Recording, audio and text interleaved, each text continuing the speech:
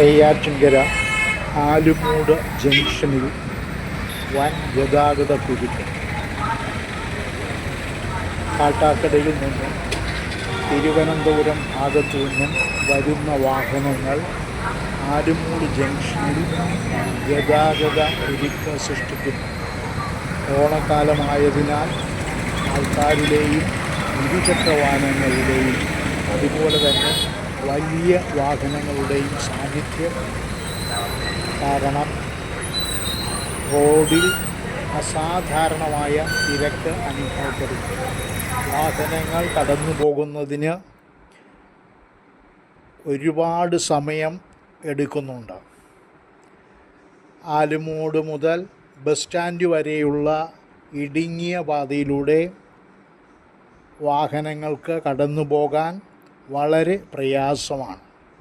Traffic നിയന്ത്രിക്കാൻ പോലീസുകാർ പെടുന്നുണ്ടെങ്കിലും അവർക്കും ശരിയായിട്ട് ഈ ഗതാഗത കുരുക്ക് മാറ്റാൻ സാധിക്കുന്നില്ല.